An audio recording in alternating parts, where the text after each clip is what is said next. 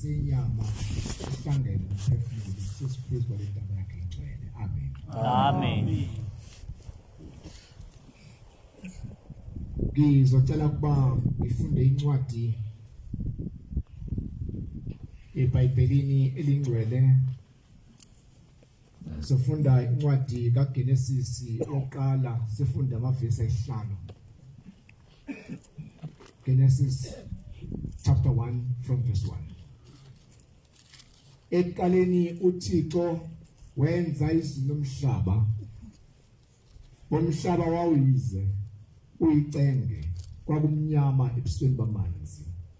Moya kaThixo waya wahlala ebusweni bamanzi. Wathi uThixo akube khona ukukhanya, kwaba khona ukukhanya. uThixo wabona ukukhanya ukuthi kulungile. uThixo wahlukanisa ukukhanya nobumnyama. Verse 5. uThixo waqamba ukukhanya imini, waqamba ubumnyama ubusuku.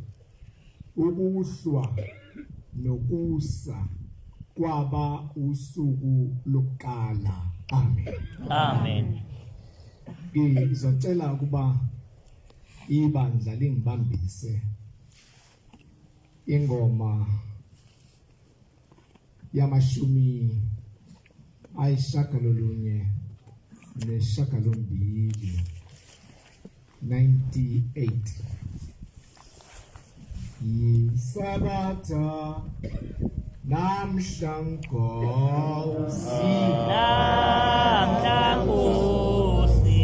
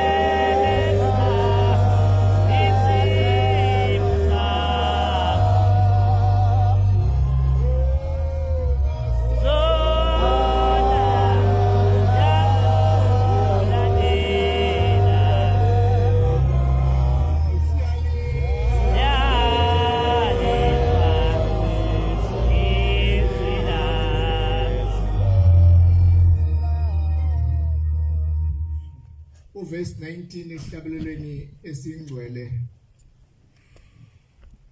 esifundiwe. Yisabatha namhla abantu nonke nini nimesaba uJehova. Uma ibhala kahle ubhombela le ndaba, njengoba simenyiwe thina silapha, simenywe inkosi yesabatha. Amen. Njengoba silapha sonke sizimenywa, bakhona abangamenyiwa. Lapho bebuthene khona akababheki ngamehlo akhe. Kusho lo mbhalo, ubabheka njengomakoti ehlonipha umyeni wakhe abakule nkonzo. Amen. Zikhonzi ezinhle zenkosi, sisendabeni enkulu emkhosini wengcwele wesabatha, engafani nemkhosi yonke khona. Uthi mayiqhubeka ibhala uthi ebesebeka indlebe yakhe ukwamukela intokozo yokuhlabelela kawamesabayo. Amen. Ithi intombi engizalayo ngelinye ilanga besenkonzweni emzini wasekuphakameni okudala.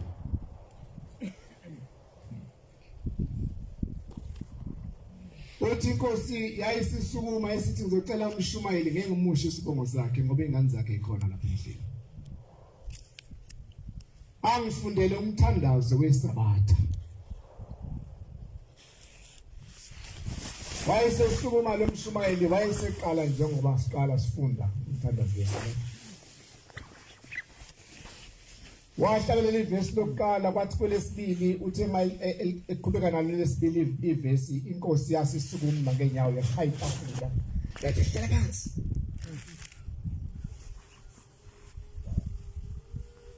Wayesehlala phansi umshumayeli ngokukhulu ukunyela. Ethi maNazaretha ingilosi yesabatha seyihambile phakathi kwethu. Ngoba lo mshumayeli usebhimba isihlabelelo somthandazo wesabatha.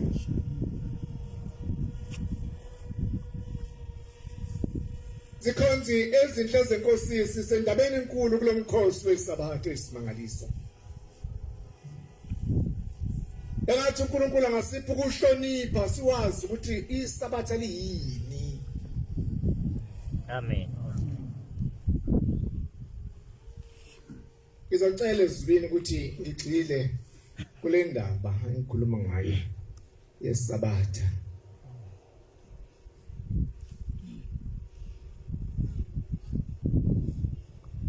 Uma uNkulunkulu edala izulu nomhlaba kule ncwadi kaGenesis engiyifundayo, wadala zonke izinto ezinhle emhlabeni. Nobukhazikhazi bonke amagquma nezimanga nemango nemithombo yamanzi empophozela. Wayeseyibuka zonke lezi zinto ezidalile ezinhle kangaka, izwe lihle kangaka nobukhulu balo. Kodwa konke kakuhleli ngaphansi kodwa lobumnyama. Wathi le ndawo enhle kangaka esengiyakhile yinhle into engiyakhile kodwa ihleli ngaphansi kodwa lobumnyama. Kudinga ukuthi mangiyikhanyise. Vele baba. Wayesedabula ubumnyama ngokukhanya. Wadabula ubumnyama ngokukhanya. Fana neapple elilodwa mawuthatha ummese udabula kuphuma ingcezu ezimbili. Wadabula ubumnyama ngokukhanya kwaphuma ingcezu ezimbili. Wakhona ubumnyama, wakhona ukukhanya. Lezi zinto zombili mawuyihlanganisa uyilumbanisa lethi iBhayibheli verse 5 kwahlangana ubumnyama nokukhanya kwase kwakho usuku olodwa. Amen. Ngakho ke maNazaretha ingcwele isabatha likho namhlanje kuba iqale namhlanje. Kodwa isabatha lingena izolo ngolesihlanu ekushoneni kwenhlamvu yelanga kwaqala ubumnyama. Lobu mnyama buqala izolo ntambama upart 1. Kwahamba ubumnyama ubusuku bonke kaze kwasa namhlanje ekseni. Kwase kuqala ukukhanya namhlanje ekseni. Kuyothi la kuphela khona ukukhanya kuhlangana ubumnyama nokukhanya kwakho usuku olodwa ugcwele. Isabatha bese liyagcwala ayibonge inkosi. Amen. Yiki isabatha lethu iqala ngolesihlanu.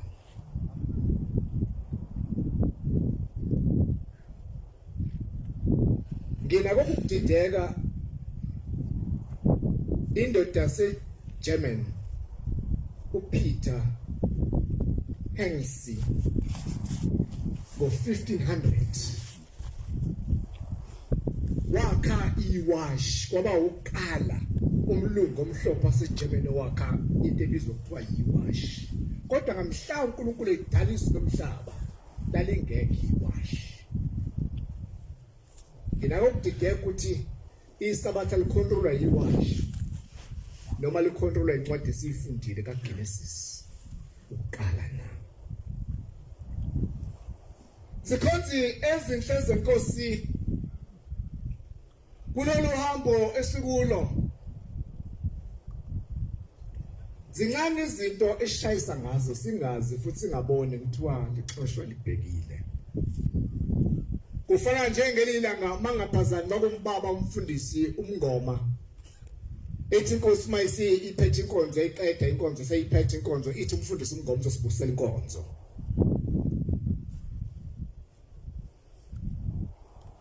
Wayesebosisa umfundisi wenkosi. Mayebosisa umfundisi uthi siyabonga inkosi yasezulwini ukusithwala sibe lapha. Siba ngumsa wakho nothando lwakho. Sikhumbule inkosi uzukhumbula izizukulwana zethu nezingane zethu emakhaya. Khumbule nabasendleleni abezayo. Ubabheke inkosi sicelela imbuzi zethu nezinkomo zethu zande emakhaya. Nevuno ikhule. Wabika konke ngokucabanga emthandazweni wakhe wathi eqeda khona ethi amen. Wathi mfundisi ngithe busisa inkonzo. Angishongo ukuthi thandaza.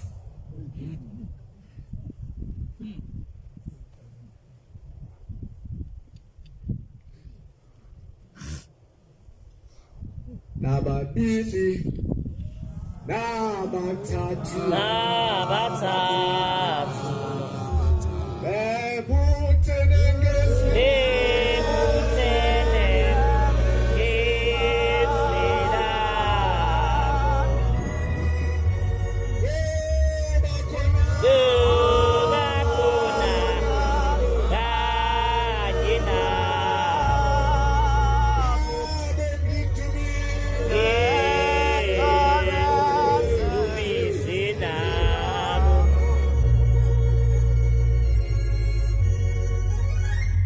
umfundisi umngoma ushintsho umayibusisa wathi yela ngashintsha ngalo ukukhuleka kwakhe noma ukubusisa kwakhe. Wayithi ukuhlangana kamoya ingcwele nobudlelwano kamoya ingcwele wehlele phezulu kwethu busa inkonzo senzile ngegama likaShembe. Amen. Amen. Ngoba ubusisa inkonzo uthatha imithandazo yethu sonke uyisa uShembe. Amen. uShembe ukukhuleka phezulu kwemithandazo yethu yokubusisayo kuphela. Amen. Ebese khulekela thina acelele thina zonke izinto esikhulekele thina. Amen. Kodwa masinikeze ukuthi asibusise inkonzo fanele sithathe imithandazo yabangcwele siyimukise enkosini. Amen. Ayibonge inkosi. Amen. Sihlebeze inhlozo enkosi ngikule nkonzo yesabatha esiminya kuyo sezimeni zayo. Akababheki nakamehlo akhe kodwa babheka njengomabhuti ehleli phansi kwakhe.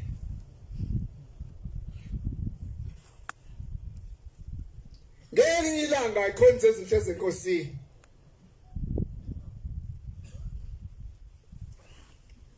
Umfundisi esemhlanganweni.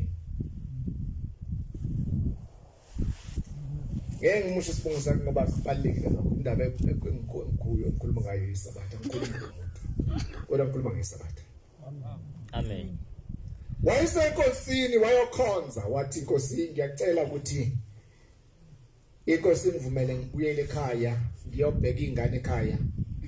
Umoya wami inhliziyo yami ingibize ekhaya. Uthi baba kuye ngoba lesihlanu nje namhlanje mfundisi sekuzongena inkonzo yesabatha ntambama siyenza isabatha uzogodwa kanjalo.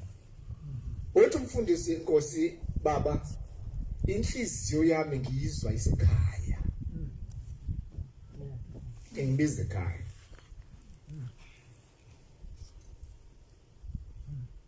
Kona kwenzeka ukuthi ngikhona la kanti khona isidumbu sami kuphela.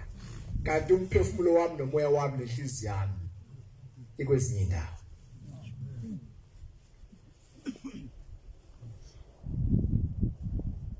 Ithi inkosi ngenye imini sithe masibheke sibukweni sasezulwini sihlola abantu kulomhlangano omkhulu ongaka olapha kaJulayi kodwa semasibheke sibukweni sasezulwini sathola beyimbijana abalapha kodwa basemakhaya bebaningi belapha emhlanganweni. Inhliziyo ikephi lapha khona.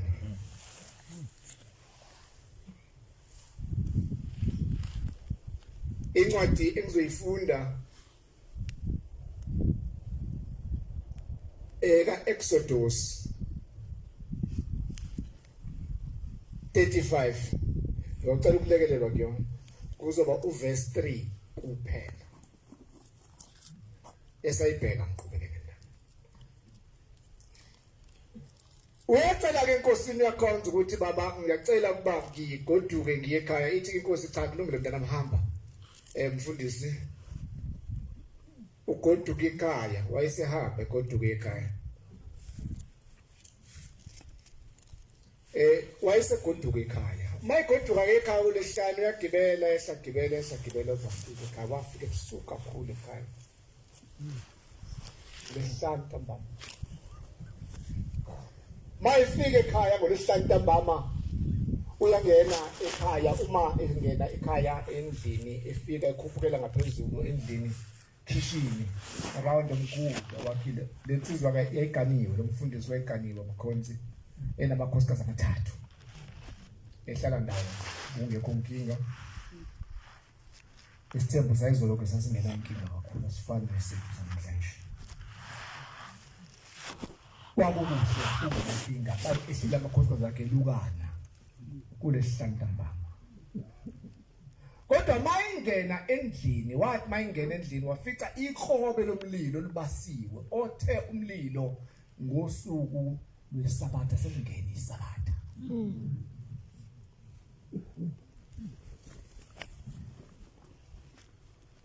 hayi basemkhulu umlilo endlini ehleke gigitheke jabule ngekho inkinga ngizoyicela baba umshumayeli umfundele incwadi kaExodus 35 verse 3 ingabasi umlilo ezindlini zenu ngosuku lwesabatha yabona la sengena isabatha kodwa umlilo wawukhona phakathi kwalomuzi wona obasiwe umlilo angazi ke noma nalisabatha babelihlambulukele yini ngoba lenkonzo esikuyona bangcwele iyahlanjulukelwa Amen. kanjani ngoba lenkonzo esikuyo ngisho isihogo siyacishwa abasemajele bayakhishwa baphume lona suku abathola ngalo ithuba lokuthi bazovela kithi nangezibonakaliso basho ukuthi babhajwe impilapho bekhona yiko umuntu mayigcinisa abatha kube khona umehluko madingekho kuleli bandla simluleke ukuthi mawugcinisa abatha bese yibona umehluko ngoba abakubo bangale ngapheshe kwethu noJehova bakhumbula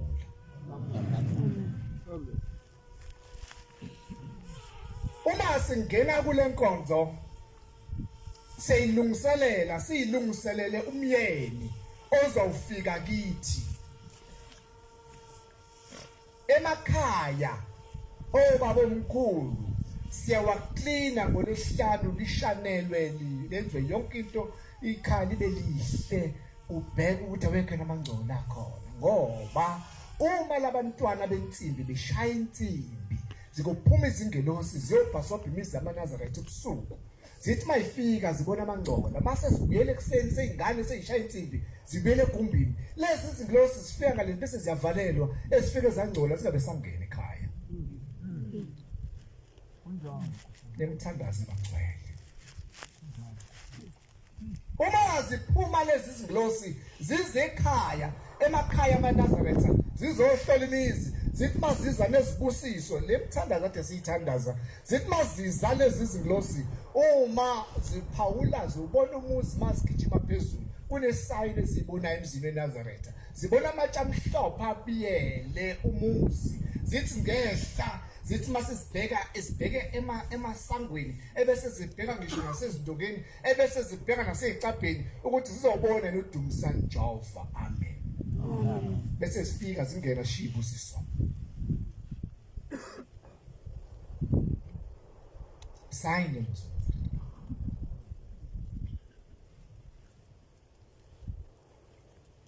zikhonzi ezinhle zenkosi lenkonzo yalungiselelwa ma umuntu segezile abe clean ebese ngishikhaya lakhe akulona indlu esindwa isindwe korobwa ikorojwe kube clean kushawa umoya ngaphakathi endlini amen bangcwele amen leli bandla sikulo ibandla lenhlanzeko amen alifuneki inungu kuleli bandla amen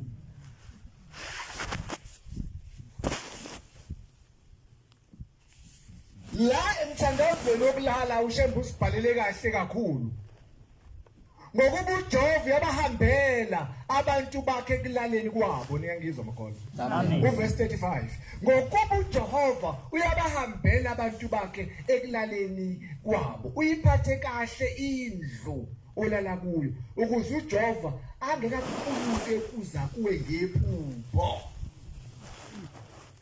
ubona uphupha amaphupha amabi nje kuthi akho clean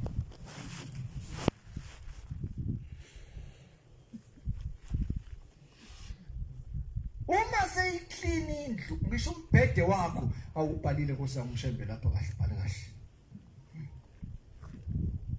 verse 32 uJehova bavezela abakhuleka kuya ngokumesaba bengangcolisa embhedi abalala kobazi bakhuleka phezulu kwawo lembhedi baphathe kahle amakhukho abo abalala kuwo namhlanje sidala kuma double bed phathe kahle umbhede wakho lana kuwona kubhalwe lapha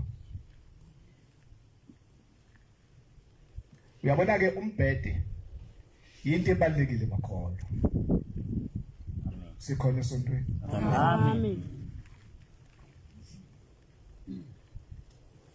noma sixakekile ziningi izixakayo sidinga imali idinga nani kodwa ave kubalekile muyiNazaretha ukuthi uthenge umbhede omuhle ulale kahle embhedeni alright Amen.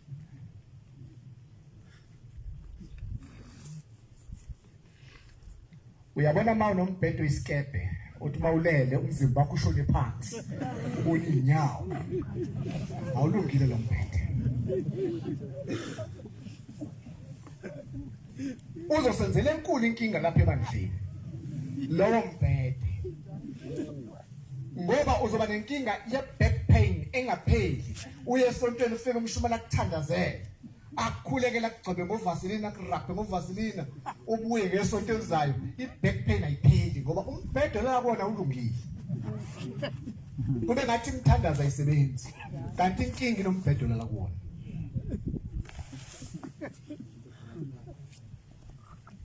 phathe kahle amakhukho silala kuwo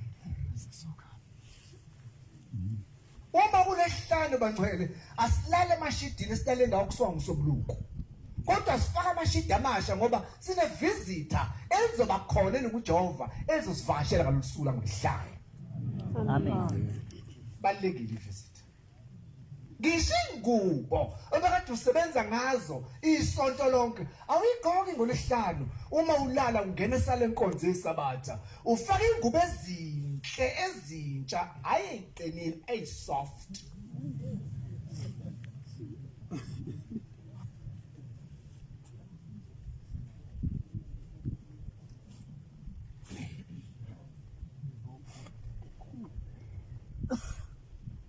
ebese uyalala athi ushembe noma uphapha amaphakathi kobusuku wenze njani umkhonze ebese uyaguqa nomphaphama phakathi kobusuku ebese uyamkhonza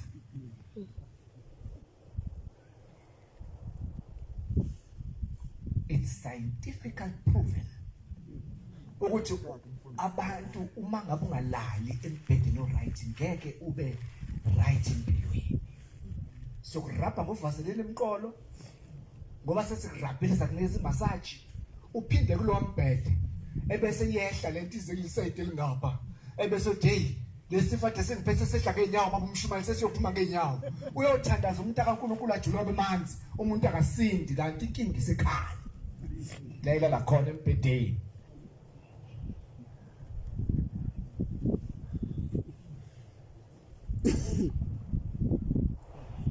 ngikule nkonzo isabatha Amen. esimele kuyona ayibonga Nkosi Amen. ngikule nkonzo isabatha esimele uthi kule nkonzo singama VIP singabantu ababalekile ngendlela esimangaliso kuyo baningi abantu esikholwa nabo abangekho lapha ongahlangana naye emall ngalosula namhlanje ngoba kamenywanga lapha kule nkonzo kodwa bakule nkonzo abameli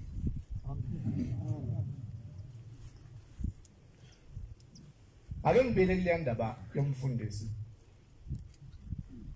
uthi umfundisi uma esefika ekhaya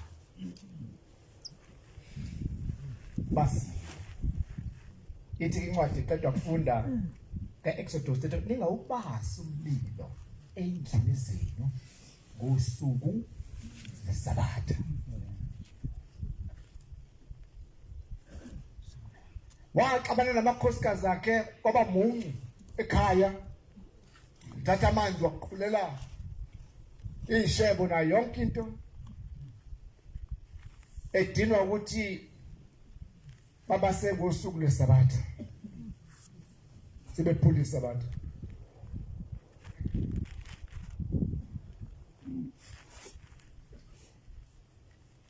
Baxabana kakhulu namakhosikazi akhe.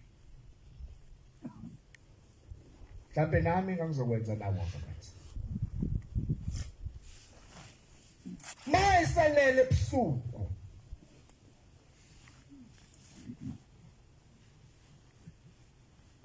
Uyaphupha. Kumbu uyaboniswa, kumbu ubonisa isiboniso asibonayo khona ayibonayo. Utheni ushembe mthandazweni wethu okulala. Uthi ngokuba uJehova yabambela abantu bakhe la kwabo, uyiphatha kahle indlela kuyo ukuze uJehova ngakuculuka ukuza kuwe ngephupho. Ukuza kuwe ngephupho.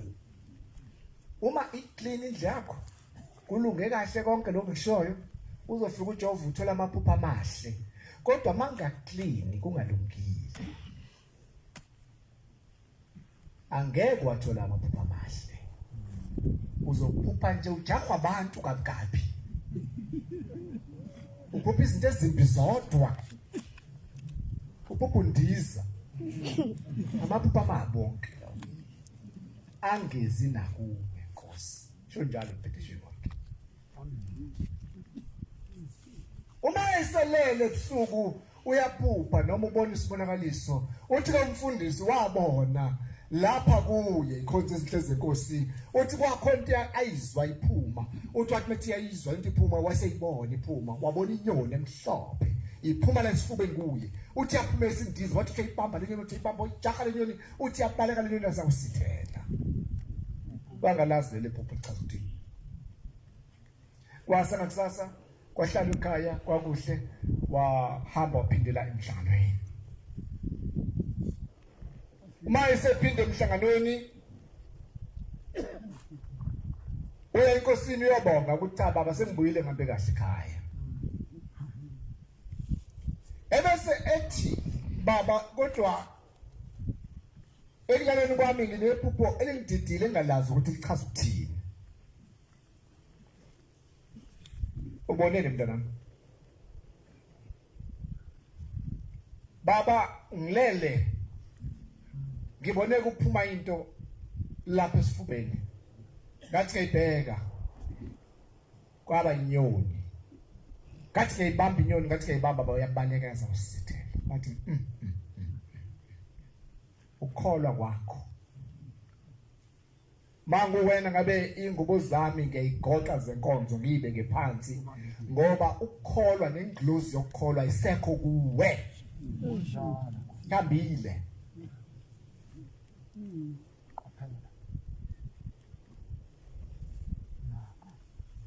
Ukukholwa kwakho akusekho kuwe.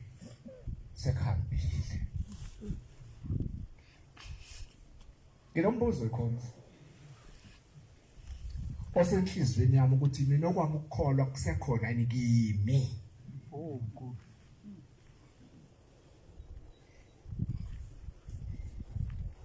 Yeka ngake ngidinwa. Yeka ngithetha. Yeka ngake ngilwa. Ukukholwa kimi kusekhona yini. Mhlawumbe wena kwakuyikwazi. Kodwa nje bangilana nje ngizofuna ukukholwa. Ngizofuna ukukholwa kwami. Amen. Wena uyathanda ukusilandela nafasi yakho.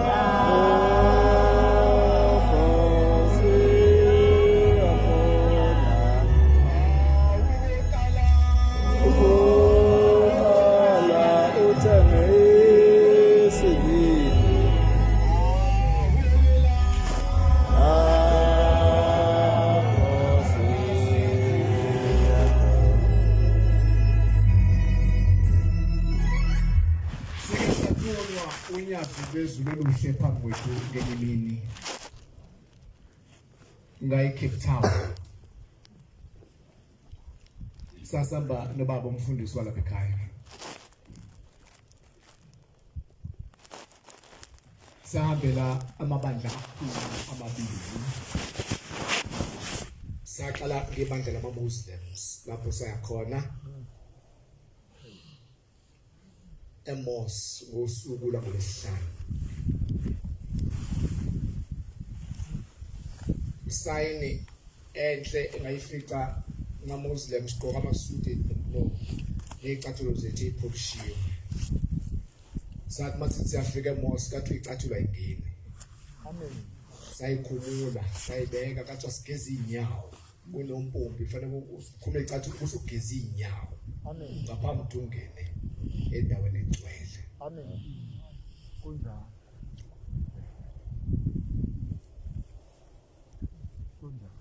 Sayikhumula icathulo zethu sayibeka la sibeka khona siyangena. Uma singena ngaphakathi kunebhalo phansi la carpet umuntu ufika ahlala embhalweni wakhe la phansi carpet ulingene. Siyabona ke imkhuba yakhona bayenzayo ngene umuntu afika guqe ebese ebhekisa phansi ikhanda athi dlu phansi asukuma athi Allah. Siyabuka uNyazi asifundisa futhi sibuke izinto ezenziwa la ngaphandle. Amen. Bayenza ke lenkonzo yabo yonke bathi bayiqeda. Lapha ya epulpit la khona kunesihlalo ehlela hlala umuntu. Kodwa isikamoya ingcwele. Amen. Siyabuka. Saphuma lapha kuMuslim. Sasesiya kuma-Jewish. Enkonzweni yama-Jewish amaJuda. Masifika khona safika ngo-3 ntambama sesiphume emos. Kwakunomshado omkhulu wesibhili esikhulu. Sakhona sasonta khona ethempelini lapha labo emshado. Base sifikile khona sasingeziyanga emshadweni. Sasaba ngoku. Kodwa mase silapha ya base bebezela ntambama ngabo-3 kwathi mase nje ilanga seliyanga ngokwelahla kunina base bememheza base bethi sekuzongena isabatha. Bacela ukuthi bonke lokufeka kukhona cisho. Inkonzo bamhlophe lenkulumo. Mokumuntu omnyama. Kwakuyithi nje phela bamnyama. Esasizile. Lathi la ngamalithi nje. Ukuyilahla kunene okusithela kuqala ubumnyama. Kwase kuthiwa sesingayi ethempeleni sekungeniswa isabatha. Sase sihamba ke sifikile sibaningi. Kodwa sathi masiya nje sesiyongena ethempeleni kase kuthiwa hayi ngoba sasixubile kunabesilisa nabesifazane bathi cha abesifazane bangena kulo wamnyango. Abesilisa bangena kulo mnyango. Ngayibuza enhlizweni yami ukuthi hawu shebo vele ezulwini lento engiyibuka la indlu yakithi eNazaretha ayibonge inkosi. Amen. Ngangazibeli ngoba ngazi ukuthi isandla sikaMesisi nesikabasi sihlale nje kwamathi nolimi. Kodwa ngangqala ukubona ngalala ngakuthi kanti bayebahlukane. Sase siyangena. Uma singena la ethempeleni la khona kuneBhayibheli nesihlabelelo sakhona sihlangene siyinto eyodwa. Uma ungena khona ngoba sivakashi bakunikeza iBhayibheli khona sihlabelelo. Ebese bekunikeza khona intwana nje isigqoko esincanyanyana nje sithi ethwaphatha nje la. Isifaka belungu. Ngisibona sifoke khona. Nathi ke mawungena lapha awungeni ungasifakile base besinikeza nathi ke sathi phatha ke nathi. Sase siyangena. Uma sesongena singena la ngithi uyayinhle lento ngadonsa cellphone. Ngithi ngifuna ukuyishutha lento ngi-DVD. ukuthi ake ngizuyitshengisa abagcwele ukuthi konke ngiyibonile. Uma ngithi ngiyakhipha ifoni yami ngithi ngiyaqala nje kweza ngenkulu intobeko umlungu omunye kweza kimi wangithinta wasethi hayi uma sekungena isabatha iselfoni yacishwa kuyoze kuphuma isabatha. Amen. Ngeke ngishaya uvalo ncane.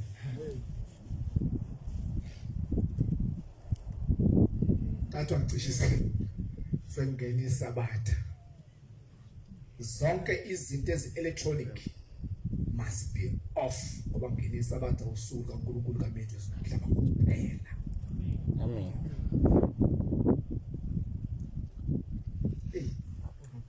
Afuna ukuthi anti umuntu ungathi usekude nesilapha saza setshenzwa.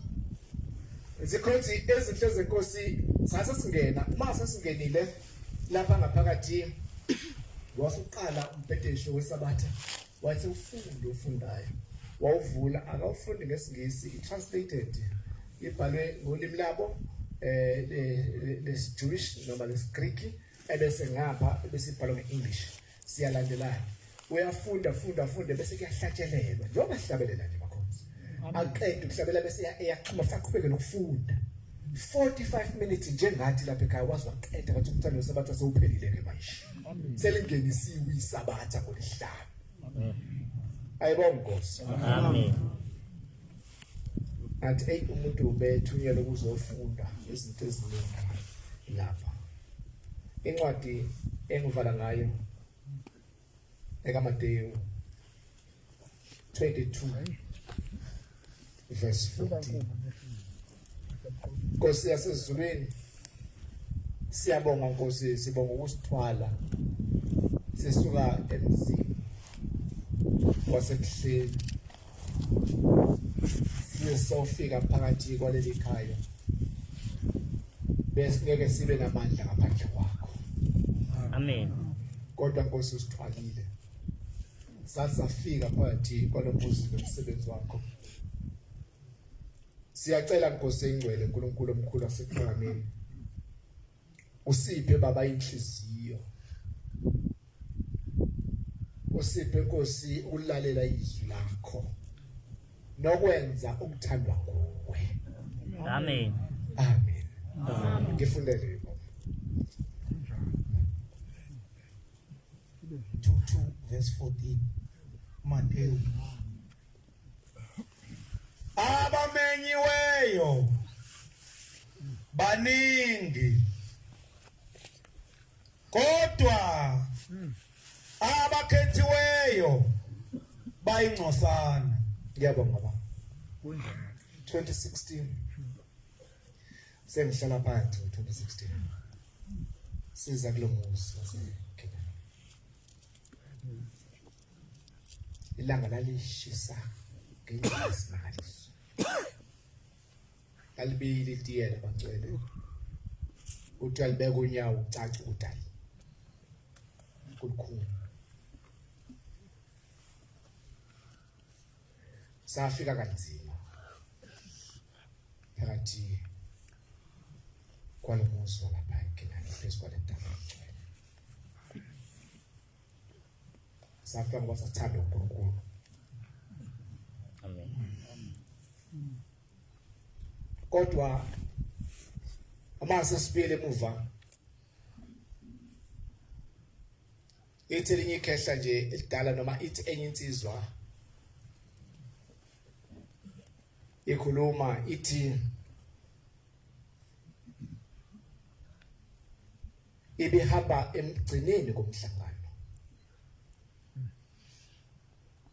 Mayihamba ekugcineni komhlangano ngoba abeyimoto ukuthi umthetho bona bahamba ekugcineni yayihamba ngegcineni ithi ke lensizwa sesambe ibanga elide ithi yayisidlula elinye ikhehla nje lehamba likhela nje lamba kahle wayesedlula likhehla masedlulile likhehla wayese no angimthathe lomkhulu ngoba umhlangano sokude kungcono ngimthathe ngimbeke la umhlangano ukhona ukumphuthumisa. Uyahlehlela ke ubuyela kuyena mkhulu hayi gibela la emotini ngiyoze ngiyokubeka la umhlanganiso ukhona bese uxhuma khona umhlanganiso udelekehla lamanda mayizela lahle uhlakhiphi lo lapha lathi njengoba ngilapha ngithunyiwe ukuzobhala bakhona kulo mhlangano kodwa ngisabatholile abayishumi kuphela kunjalo basho njalo abamenyiwe baningi basho njalo kodwa abakhethiwe bayagcusana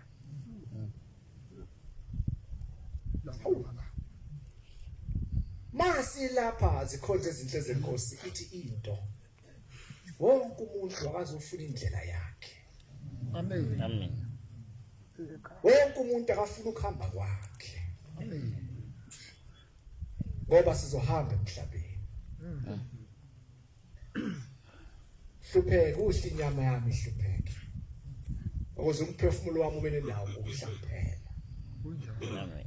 zikhonze izinhle zenkosi ngalamazwi baba ngiphe wona ngicela uNkulunkulu awabusise ukuthi lapho ngishayise khona ezulwini ngicela intethelelo ezulwini inkosi kusamaza masileyo amen Amen.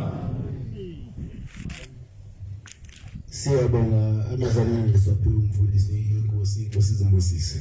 Amen. Uyingcwele. Amen. Sizobala inkonzo yethu yamanje nesihlabelelo samakhulu 242 Sizocela umbangela umgidi wakho lapha ekhaya sona nesihlabelelo inkosi zimbusise. Amen. Uyingcwele. Amen. Usibonga ngcono.